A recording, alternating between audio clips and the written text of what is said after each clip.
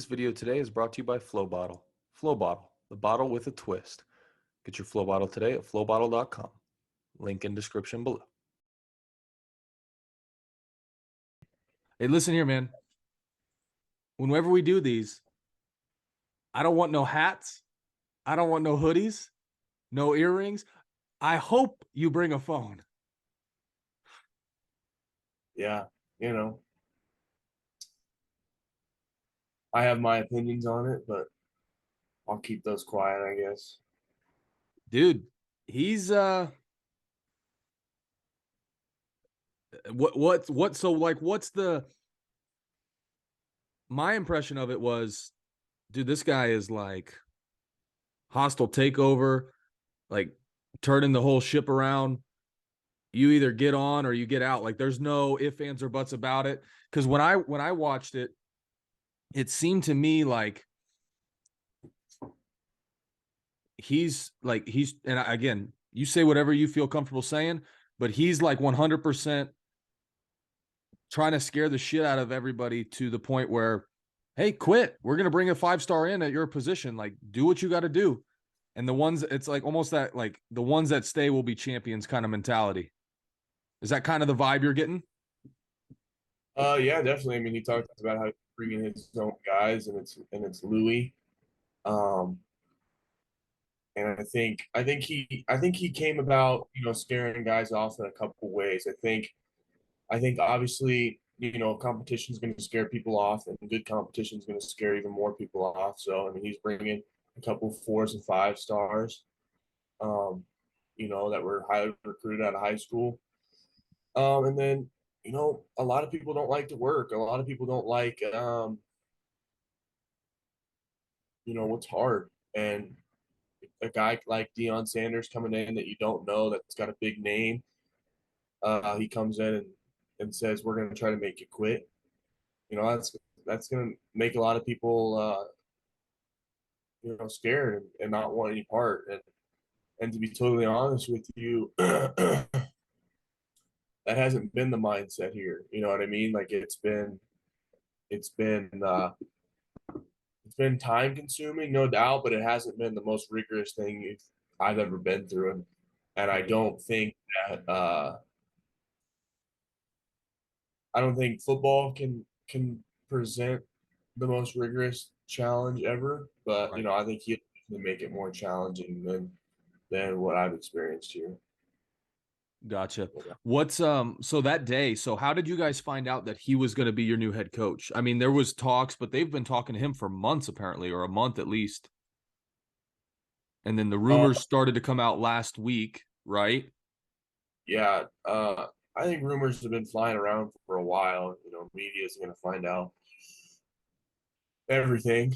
But we were told that we were going to find out before the media did, which I guess officially we did find out he was going to be our head coach before the media did. But it was through a message from our athletic director over our team communication app. Okay. Um, yeah, it was Saturday night, late Saturday night after Jackson State had just won. Uh, saying, we're going to be welcoming Coach Prime, Deion Sanders, as our new head coach, um, and then he was like, "We have a team meeting at 11 tomorrow. Be there, and we're going to introduce him to you."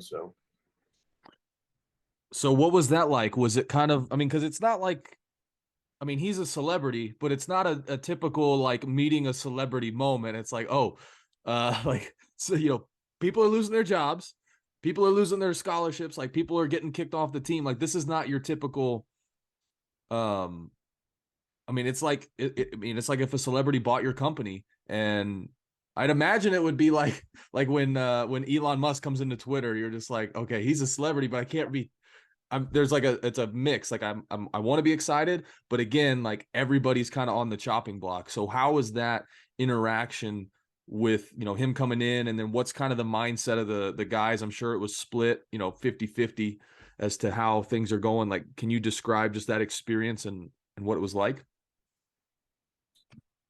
Uh, Yeah, it was cool to see him or whatever. To be honest with you, I really had no idea what to expect going in there.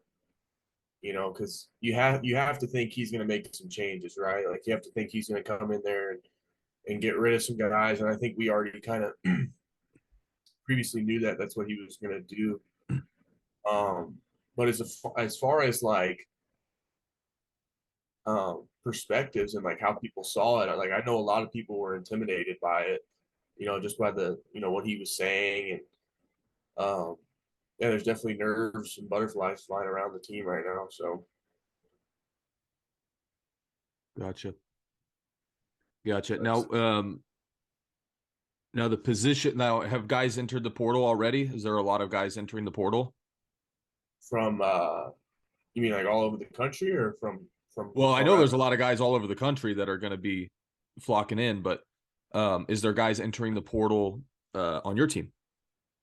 Oh yeah, we've got a bunch. I mean, I think we have 6 or 7 right now. And I would imagine that's going to climb. So, Gotcha. I mean, and I think our quarterbacks will mostly transfer. I think our quarterback room will be light very shortly, just because you know he's already named his son the starter basically. So Do you think he's doing that as a way to, like, I know there's some conflict of interest there, and I know you probably can't speak too much about it, but do you think he's doing that as a way to scare guys, um, and to seeing, because my interpretation of the whole thing is kind of like a military, like, hey, if you want to quit, there's the bell, but if you want to stay, like, you're gonna be like you're gonna be ready for war. And yeah, that's kind of what how I receive it, is like, if you don't want to be here, you can ring the bell, like you can quit. But if you really, really want to be here, it's not going to be easy, but you're going to be a freaking, like, your mind's going to be a solid house. Like there's nothing that's going to take it, um, like, take you over or whatever. That's kind of how I'm interpreting it, is like well, one, he wants to get a lot of 5-star recruits in there. That's obvious. And you can't just get rid of scholarship players, especially if they have, what are the rules with that? to be honest with you, I don't know what the exact rules are, but I know that scholarship guys are getting cut, and they're Really? they're the first to go. Yeah. Is that a Um, grades thing? That because they can't cut guys based on performance, can they? to my knowledge, he's been given freedom to do whatever the heck he wants. Really? Yeah. I know that there's a list upstairs on the fourth floor that he has of the first guys to go. Um, I have a couple ideas and who's on that list, but I Mhm. won't say it. Right. But yeah, to my knowledge, it seems the way in all the conversations that I've had, it seems that he's been given the freedom to do what he wants. Because I didn't know you could cut scholarship guys. Yeah, I I thought thought there had to be something outside of the field, because when I was in college, when I was at Oregon State, they told us that you cannot lose your scholarship based on performance. You can lose it based on ineligibility. You can lose it, on extracurricular stuff. Like if you go and get a DUI, you can lose your scholarship or legal stuff, but you can't lose it based on performance. Like you being a bust, as long as you show up to practice every day and get good grades, like you're still going to be on scholarship. So are you saying that that's different there and now, or it looks that way? it appears that way. Just like I was saying earlier, like based on all of the conversations I've had, um, you know, the